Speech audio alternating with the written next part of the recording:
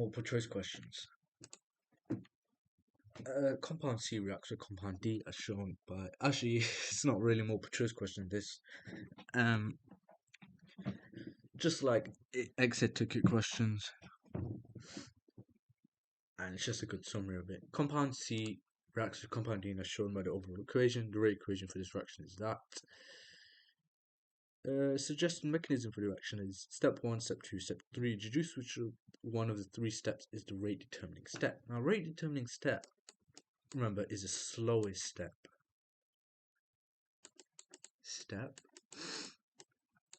Okay, so which one's it going to be? Now, if you look at the rate equation, we've got one particle of C, two particles of D.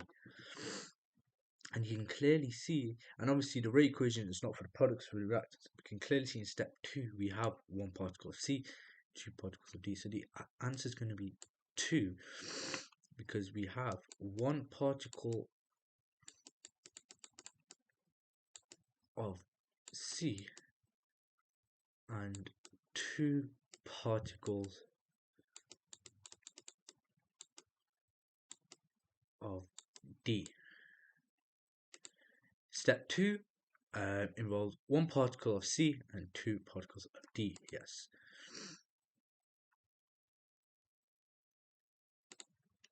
And this one. A and B react together in the present acid catalyst. The rate equation for this reaction is that. The suggested mechanism for the reaction is shown. Step 1, step 2, step 3. Deduce the rate determining step. For this reaction, give a reason for your answer. 2 marks. We can clearly see here we've got one particle of A, one particle of B, one particle of H+.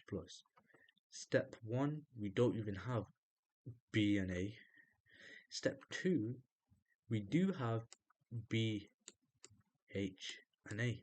Perfect. So therefore the answer is going to be 2. And obviously remember, I just did it. For rate determining step is the slowest step. Okay, so it's step 2. Reason being because it involves one particle of A,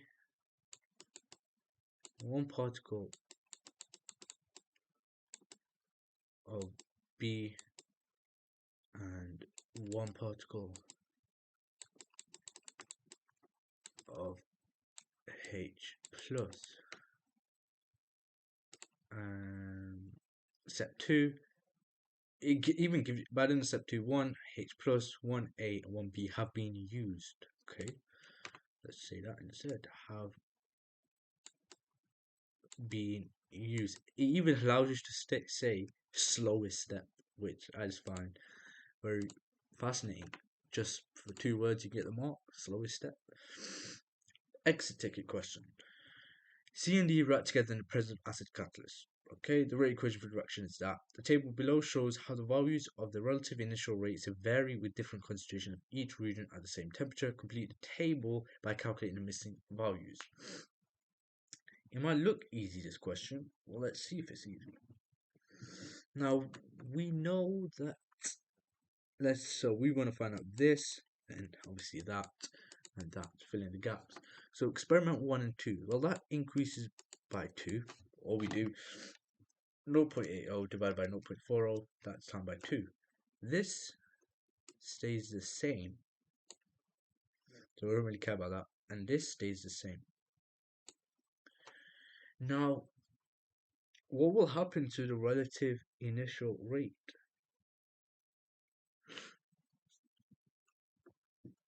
.00.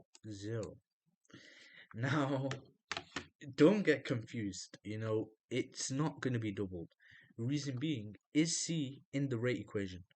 Is it in the rate equation? No, it's not. So it's not going to affect the rate of reaction. Only D and H are. H+. And because concentration of D and concentration of H+ ions have not changed at all, the relative initial rate is not going to change at all. 2 and 3, well, that's 0.40 divided by 0.80. That's times by half. That stays the same. And this, well, what's the difference between that? 0.0625 divided by 1.00. That's times by 1 over 16. 1 over 16. Now, what is this going to be? Well, we want overall real fraction of 1 over 16, and that's a half. C. Actually, no, C. Okay, that's a half.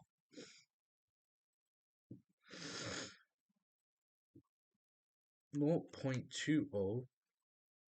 And we don't even care about C though, because it's not in the rate equation though. So 0.20, it must be times by 1 over 16, right?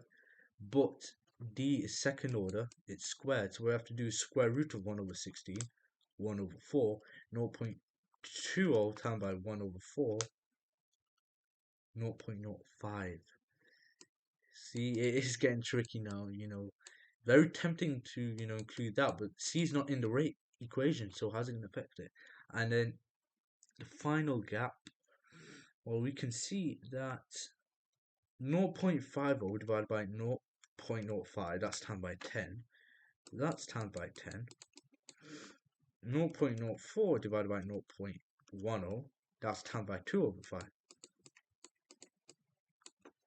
10 times by 2 over 5. 4. 0.0625 times by 4. No, that's wrong. Because D is second order, it's squared. So what we have to do is we have to do 0.50 divided by 0.05, 10.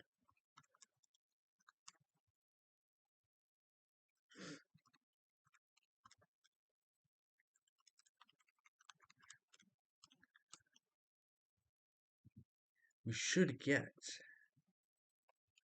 2.5.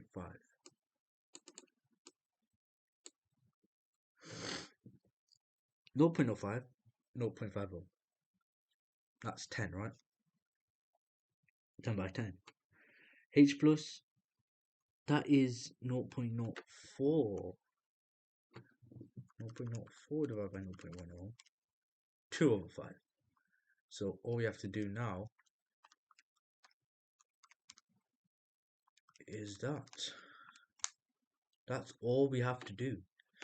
Is realize D is second order, so that's going to be 10 squared times by 2 over 5. And if we put that in the calculator, we should get 40. 10 or 100 times by 2 over 5 is 40. And therefore we just do 0.065 times by 40. And we should get 2.5. And that's the end of the multiple choice questions.